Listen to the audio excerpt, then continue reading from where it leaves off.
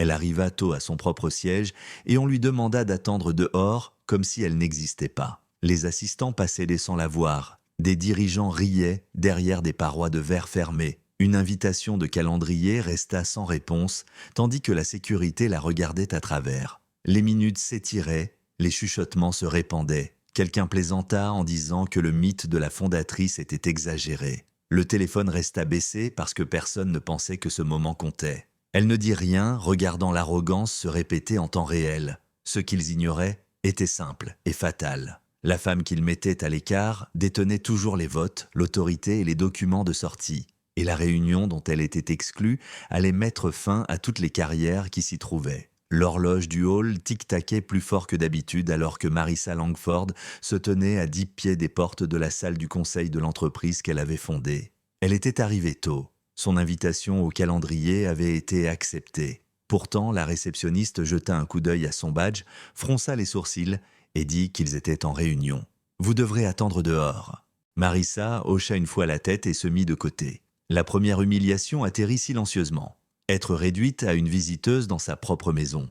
Les assistants passaient en hâte sans croiser son regard. L'un murmura dans un casque et sourit vers la salle de réunion vitrée où des silhouettes riaient et se penchaient en arrière dans des fauteuils en cuir. Marissa observa leurs reflets onduler sur le verre. Elle ne frappa pas. Elle ne s'annonça pas. Elle resta immobile pendant que l'indifférence parlait. Les minutes passèrent, puis encore d'autres. Un cadre junior sortit, téléphone collé à l'oreille. Il jeta un regard à Marissa, hésita, puis dit dans le téléphone qu'elle n'était pas encore arrivée. Marissa sentit le mensonge se déposer dans la pièce. La deuxième humiliation arriva, l'effacement par supposition. À l'intérieur, les rires montèrent. Une voix plaisanta sur le mythe de la fondatrice, assez fort pour être entendu à travers le verre. Une autre répondit que les légendes s'effacent. Marissa joignit les mains et écouta. La sécurité se déplaça près des ascenseurs. La réceptionniste se racla la gorge. « Madame, si vous pouviez attendre près du mur ?» Marissa obéit. La troisième humiliation s'imposa, repositionnée comme un meuble. Des téléphones sortirent, mais seulement pour envoyer des messages. Personne ne pensait que ce moment avait de l'importance. À travers le verre, Marissa vit le directeur financier pointer une diapositive et sourire. Le directeur des opérations se pencha en avant avec animation et dit quelque chose qui fit rire la salle à nouveau. Marissa reconnut le rythme d'un discours destiné à exclure. Elle reconnut la confiance qui naît de la conviction que la source de l'autorité a disparu. Un coursier arriva avec un dossier estampillé confidentiel et fut immédiatement autorisé à entrer. Marissa resta dehors. La quatrième humiliation coupa plus profondément. L'accès accordé au papier, refusé à la personne. Elle inspira lentement, contrôlée, et regarda sa montre. Toujours en avance, toujours invitée, toujours en attente. La réceptionniste revint. « Ils prennent du retard, dit-elle, les yeux pleins d'excuses. Vous pouvez reprogrammer ?» Marissa secoua la tête. « J'attendrai. » La réceptionniste sourit nerveusement et retourna à l'intérieur. Le directeur financier leva un mug de café comme pour porter un toast. Marissa capta des fragments à travers le verre. Désinvestir, accélérer avant qu'elle ne remarque. Les mots tombèrent comme une preuve. Le téléphone de Marissa vibra. Elle le mit en silencieux sans regarder. Le silence n'était pas une absence, c'était une retenue. Elle observa la salle s'engager dans une version de la réalité qui exigeait qu'elle reste dehors. La cinquième humiliation prit forme.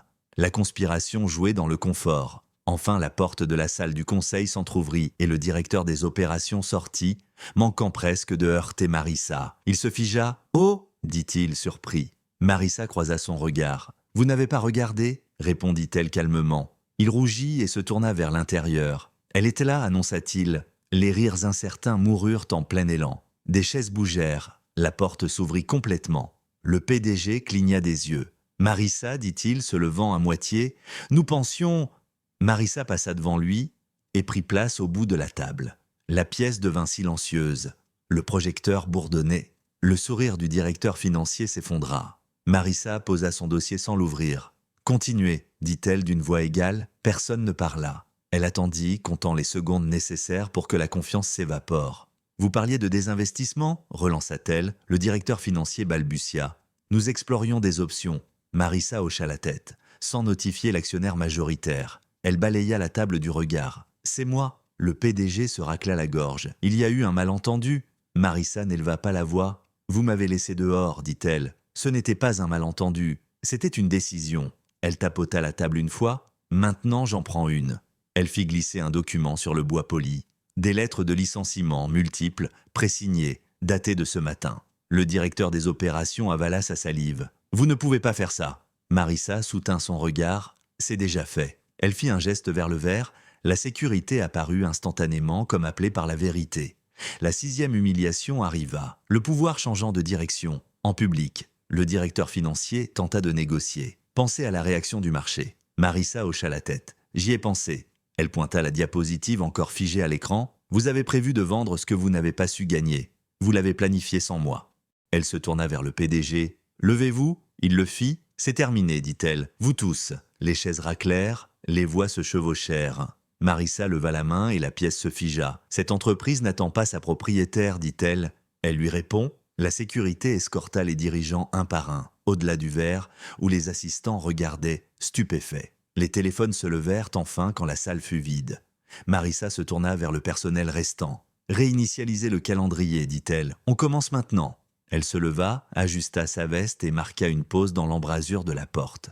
Les caméras envahirent le couloir. Marissa leur fit face une fois composée et définitive. « L'accès n'est pas accordé par habitude, dit-elle. Il est imposé par la propriété. Si ce silence vous a ébranlé, ne passez pas votre chemin. Aimez cette vidéo, partagez-la avec quelqu'un qui confond encore position et pouvoir. Commentez l'instant précis où la salle a basculé. Dites-nous d'où vous regardez et écrivez un mot qui définit sa patience.